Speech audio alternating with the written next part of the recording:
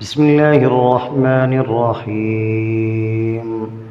تبارك الذي بيده الملك وهو على كل شيء قدير، الذي خلق الموت والحياة ليبلوكم أيكم أحسن عملا وهو العزيز الغفور، الذي خلق 7 سماوات طباقا ما ترى في خلق الرحمن من تفاوت فارجع البصر هل ترى من فطور، ثم ارجع البصر كرتين ينقلب إليك البصر خاسئا وهو حسير، ولقد زينا السماء الدنيا بمصابيها وجعلناها رجوما للشياطين وأعتدنا لهم عذاب السعير، وللذين كفروا بربهم عذاب جهنم وبئس المصير.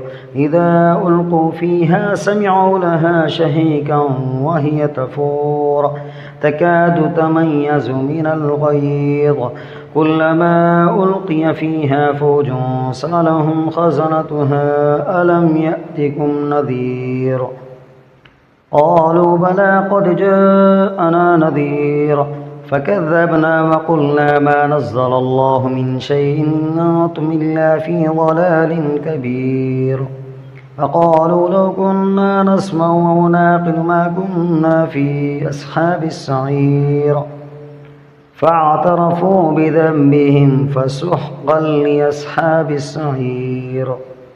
إن الذين يخشون ربهم بالغيب لهم مغفرة وأجر كبير، وأسروا قولكم أو اجهروا به إنه عليم بذات الصدور، ألا يعلم من خلق وهو اللطيف الخبير، هو الذي جعل لكم الأرض ذلولا فامشوا في مناكبها وكلوا من رزقه وإليه النشور. أأمنتم من في السماء أن يخسف بكم الأرض فإذا هي تمور، أم أمنتم من في السماء أن يرسل عليكم حاسبا فستعلمون كيف نذير. ولقد كذب الذين من قبلهم فكيف كان نكير، أولم يروا إلى الطير فوقهم صافات ويقبضن ما يمسكهن إلا الرحمن إنه بكل شيء بصير.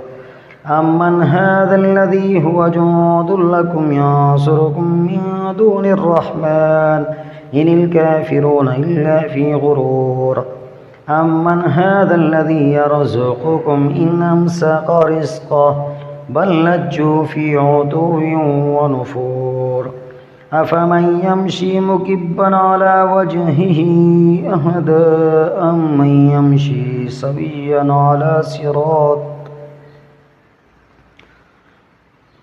على صراط مستقيم. قل هو الذي أنشأكم وجعل لكم السمع والأبصار والأفئدة قليلا ما تشكرون. قل هو الذي ذرأكم في الأرض وإليه تحشرون. ويقولون متى هذا الوعد إن كنتم صادقين. قل إنما العلم عند الله وإنما أنا نذير مبين. فلما رأوه زلفة سيئت وجوه الذين كفروا وقيل هذا الذي كنتم به تدعون.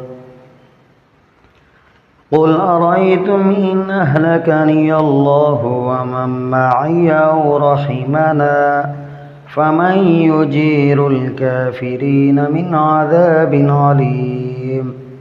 قل هو الرحمن آمنا به وعليه توكلنا فستعلمون من هو في ضلال مبين.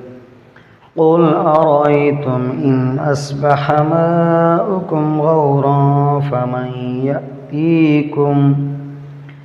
فمن يأتيكم بماء معين